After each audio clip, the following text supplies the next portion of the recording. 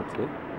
Donc, monsieur Alexis, donc, il y a le dit que Jésus, il faut pas dire que c'est Jésus n'a biso. Oui, il faut pas dire que c'est Jésus n'a biso. Bah, il va dire que yiba. Au moins, il y a bien été.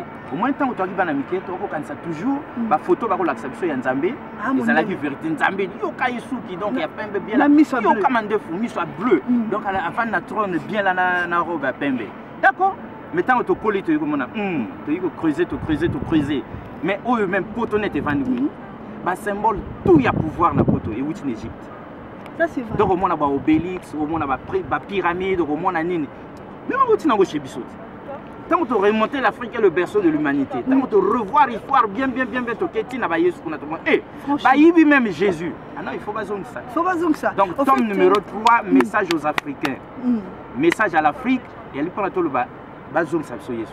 Donc tu comme même na UNESCO na kanda, faut bazong ça Yesu parce que donc bazong ça Yesu et tout va redessiner quoi. Va redessiner.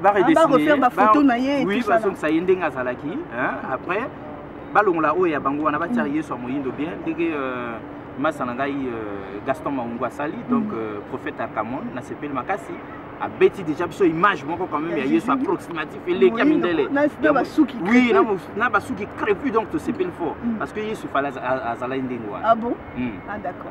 Et donc on a bosali ba recherche pour la prouver ngo bozolo biso kaka pona kola musabiso peuple africain. Bon, ce qu'on a ngena lo bango sérieusement na lopoto parce que le mal de l'Afrique, l'ennemi de l'Afrique c'est l'Africain.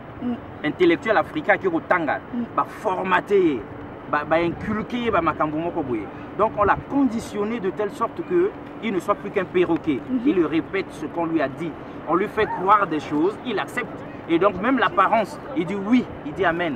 Du coup, quand on parle de récupérer Jésus, il va dire non, c'est un choc. Ça ne sert pas, c'est des idioties. Mais non, c'est très important. Parce que même les États-Unis prêtent serment sur la Bible. Pourquoi? Mais la Bible, elle est africaine. Enlevez la Bible, rendez-la nous.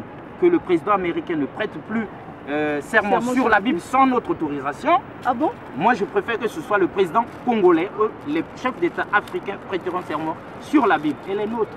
Et donc, qu'est-ce qu'ils ont fait en attendant? Ils ont falsifié l'histoire, ils l'ont retourné dans tous les sens pour faire croire que ça, c'est leur histoire. Et nous n'avons pas de relation avec la Bible. Or, nous, à l'origine, nous étions dans la Bible. Nous étions en relation avec Dieu à travers cette Bible. Mais après, nous avions trahi Dieu. Nous avons été, nous avons provoqué la colère de Dieu.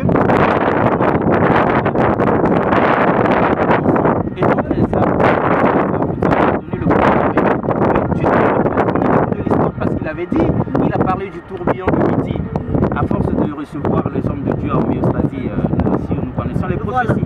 Donc maintenant, Dieu a ses yeux, il regarde l'Afrique. Il faut tout la moukati, il faut tout saisir à vous. Donc c'est notre histoire. On arrache ce qui nous appartient. On ne prend pas ce qui... Non, nous récupérons. On va se poser plusieurs questions. D'où vient le fait que quand on nous présentait Mamadou et Bineta, Balaxi Bakaz que l'école, alors que quand nous voyons l'Égypte a fait des trucs qu'on appelle pyramides, qu'ici ils n'arrivent même pas à pouvoir refaire. Ils l'ont fait en 3D, mais en vrai ils n'ont pas pu le refaire. Ils n'ont pas pu. Et puis le plus grave dans tout ça, c'est que même en Égypte, les Égyptiens ils connaissaient l'électricité. Voilà. Et donc ils avaient des lampes électriques. C'est grave ça. Mais donc le problème aujourd'hui, c'est de savoir, là je m'adresse aux intellectuels africains, c'est de savoir à quel moment nous avons perdu tout ce que nous avions en Égypte. Tout ce pouvoir, toute cette grandeur. Qu'est-ce qui s'est passé comme avec la disparition des dinosaures. Donc nous avons dégringolé pour retomber trop dans les derniers de l'humanité. Il y a problème. Et donc, pourquoi pas jeter un coup d'œil dans la Bible pour voir un peu quel est le parcours, qu'est-ce que Dieu a dit. Parce que nous autres, on est sceptiques, on est athées, à un certain moment on est ci, on est ça. Mais en creusant ici, on se dit, ces gens-là, ils ont une apparence d'athées, de scientifiques, de cartésiens. En réalité, ils ont une grande foi et ils croient en Jésus, alors même que Jésus ne leur appartient pas. Et ils vous donnent les lésions. Oui, que vous croyez, nous on ne croit pas, mais au fond, ils croient plus que nous. Donc la France elle-même, elle est appelée la fille aînée de l'Église. Voyez-vous, la fille aînée de l'Église, là ils font allusion à l'Église catholique. Et on voit bien que même le pouvoir étatique français respecte le Vatican. Ah oui. Respecte le Vatican. Et là, mais si c'était rien du tout, eh bien, ils sont foutraient. Donc ils nous font voir, ils nous font prendre un chemin détourné pour que nous allions errer là-bas éternellement. Mais cette fois-ci, Miss Soufongwami, tout ce tangi, le problème de il y a problème avec Sangwana Tango, le problème à mondial est en rapport sur l'école, il faut ngol biso pe miso, le tangi, et tout comme tanga va livre ya pomi. Si Koyo, il appartient à l'Afrique de prendre un bic rouge et de corriger l'histoire. Et donc ça a été une opportunité. Oui. En fait, quelque part, c'est comme une erreur qui s'est commise, le fait d'avoir ouvert les portes pour qu'on vienne. Oui. On est venu découvrir la vérité. Si, on est venu découvrir et on aime en passant le prophète, le professeur Théophile Obenga, lui aussi un égyptologue, mais il essaie de réveiller l'Afrique comme pour dire, ah non, on n'est pas les derniers. Hein. Et il y a plein d'autres comme lui, comme ça. On se dit, pour une fois, science et religion doivent marcher de pair. Même si il y en a qui nous ont formatés, qui nous ont conditionnés, qui nous ont endoctrinés, comme pour dire d'un côté la science, de l'autre la religion. Mais non, ça se complète pas. En fait, ça va de pair. Ouais, ça se complète. Ouais. En Afrique, la connaissance et la spiritualité ont toujours marché de pair. Donc c'est ça quoi. Et puis donc, dans l'histoire de chez moi, on a été aussi choqués en voyant ce qui se passe ici. Toute cette liberté qui est donc une sorte de libertinage à outrance, au point où exagéré. Le jour, c'est l'État qui donne toutes les libertés à tout le monde, et même aux enfants de 18 ans. Et le soir, c'est le même État qui met donc derrière ces gens, et ces enfants, la police, la gendarmerie, pour les traquer parce qu'ils exagèrent. Voilà. Du coup, il faut une certaine discipline.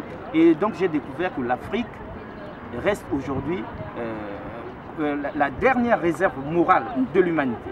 Ça que ce soit dans l'éducation et tout. Dans l'éducation et tout ça, même si le monde est devenu un village et que la corruption nous gagne aussi, mais l'Afrique est la dernière réserve morale de l'humanité et c'est notre force.